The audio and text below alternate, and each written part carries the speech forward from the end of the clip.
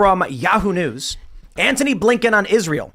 If we don't see changes, we need to see in Gaza, there'll be changes in our own policy. Now, it seems like a fairly weak statement, but there's been a lot of pressure coming from the Biden administration after this scandal involving aid workers from World Central Kitchen, which appear to be intentionally targeted.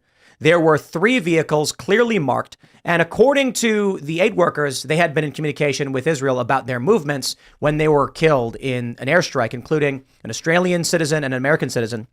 Jill Biden privately urged Joe Biden, stop it now. This is crazy. Even Donald Trump, let's see if I can pull up this. Here we go. Trump says Israel has to get war in Gaza over fast and warns it is losing the PR war. I mean, it's getting crazy. Now you've got Trump. He's been warning Israel. Now Joe Biden's basically saying, I don't know about all this. And the reason why is because Democrats are bleeding support. They're bleeding young voters.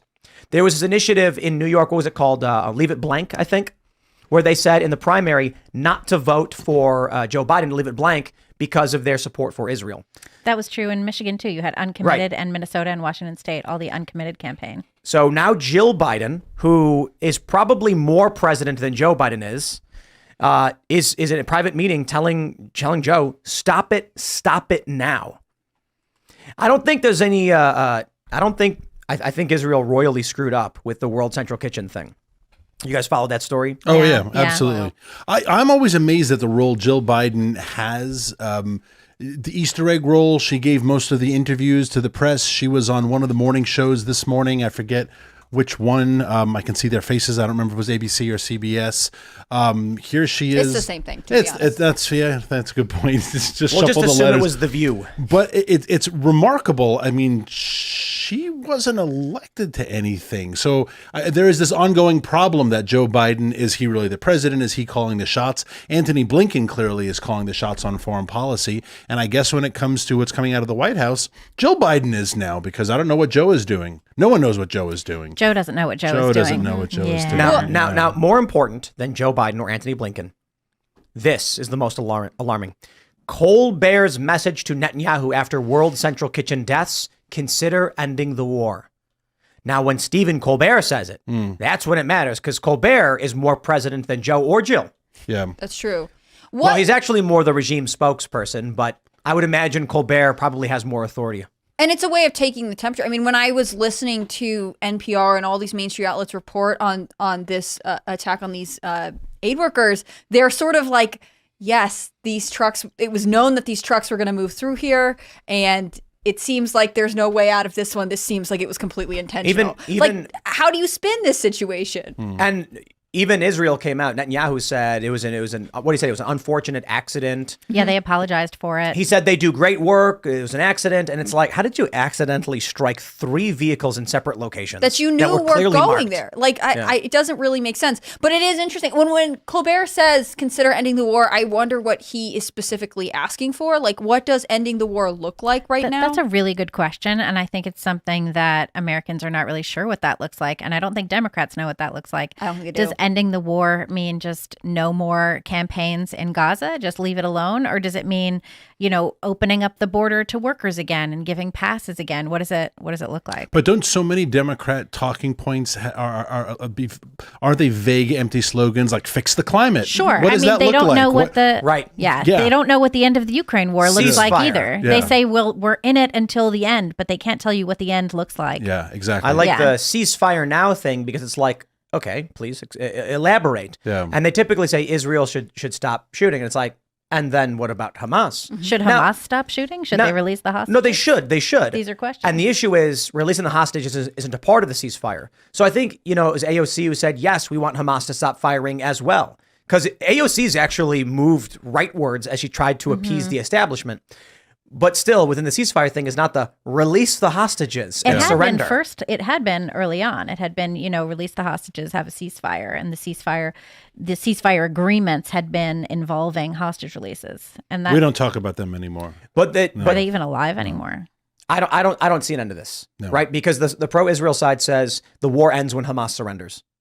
Right, and Hamas is like, we're never surrendering. This is a religious calling. So and it seems like they're pretty against it. the Palestinian Authority, aren't they like sort of backdoor in it with Hamas at this point too? Yeah. And it's so odd that Stephen Colbert would make such a vague statement because he is a political and foreign policy expert. He So is. the fact that he's weighed in, I'm surprised that he would make this gap. Why I ask, I'm sure Stephen Colbert has a very specific plan. When he says, stop the war, he knows exactly what he's asking for. And it's definitely not an empty slogan. Has anyone asked? Colbert elaborated, saying this is not an isolated incident. Yeah. Has anyone asked Nate Bargatze or Bill Burr what they think of the circumstances? Right. I mean, if just other comedians are allowed to chime in on foreign policy. I want to know what Joe Rogan thinks. Well, we know what Michael Rappaport thinks. I mean, he's That's been right. hanging out, telling us that he's ready to, voting for pig dick Donald Trump. That's on the table. He's in such a weird political space. He is in a weird He's spot. he's hilarious. I think he's a hilarious guy. This is going to be difficult to throw out there, but I will. War is hell. There is always collateral deaths and damages. We have to remember Obama in 2008 bombed a wedding accidentally. 50 some odd civilians 50 some odd civilians died in Afghanistan. Just a couple years ago, President Biden accidentally in the Afghanistan withdrawal bombed something. About 15 civilians died. Obama accidentally killed a lot of people, including American citizens. It's crazy what you can accomplish by accident. There is collateral impressive. damage. There is more outrage over this than there is of Biden's Afghan withdrawal, where civilians died unnecessarily. People like to reference that MASH quote.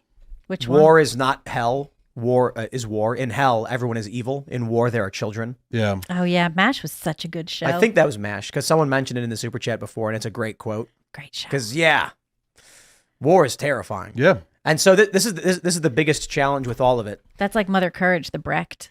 If we're going to take a It's kind of holistic like view that. of this and take politics and morals out of the question, we'll talk about raw resources and ideological positions.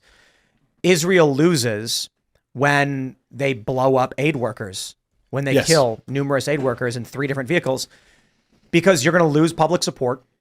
The people will vote against the politicians who would support, who would provide the aid. And so Biden's like, we're losing too many voters and we got an election coming up in November. Okay, push the brakes down. Jill Biden said, stop it now. Yeah, she didn't say it because aid workers died. She said it because she's like, look at our numbers. Yeah, they're that's going the down. issue. She's like, That's we have the more issue. granddaughters who have to get married in the White House. If you mess this up for all of us, I will be really mad. How many grandchildren they have?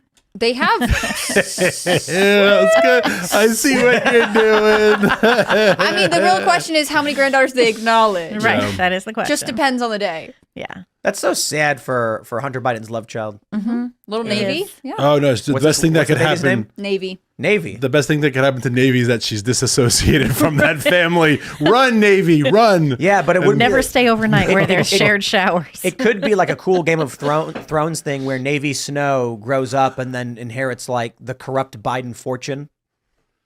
It's like Navy actually was a Biden the whole time. becomes She's the the only heir one to who's not in everything. jail. Well, and Hunter was like, no, you can't give her my last name. And her mom had sued over this, saying, the Biden name carries influence and it could help her later in life, which, as the other side of the aisle, we're like, really? You want her to be a Biden? Yeah, but exactly. I see what she's saying. And Hunter fought tooth and nail because he was pretending this child didn't exist, I guess. But I think that's so rude. Isn't that horrible? It is Rude. But you raise a great point, though, of there is a PR battle. It's what President Trump was saying. There is a PR battle of the war. And for those who remember, that was one of the problems the Bush administration ran into, was that the war in Iraq dragged and it dragged and it dragged. And it got to the point, when is this war over, right? When is victory declared? And no one could define victory anymore. Yeah, and then it turned out they had lied to get us into it. Remember the yellow cake, and Colin Powell had to go to the UN and be like, Yep.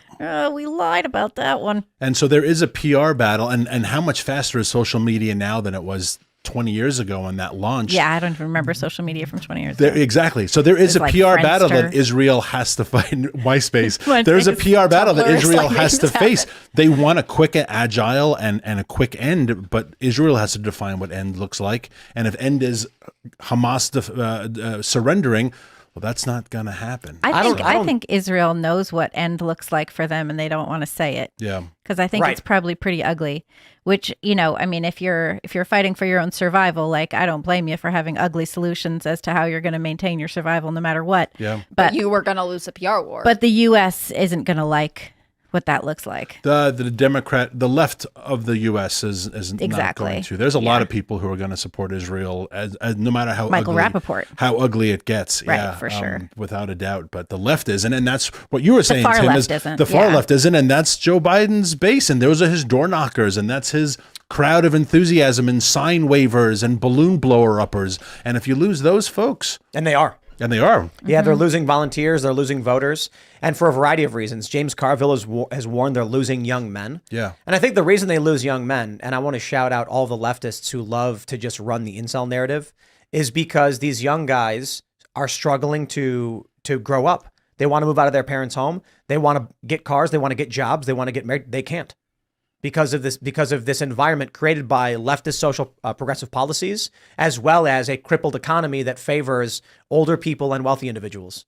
Yeah, that's sort of an amazing thing, the situation with young people not being able to grow up. I've been thinking about that a lot because, you know, I'm like this Gen X person, not a Gen Z person. My goodness, that's my child. But like my child, we identify a lot. But, you know, I was only able to buy a house last year.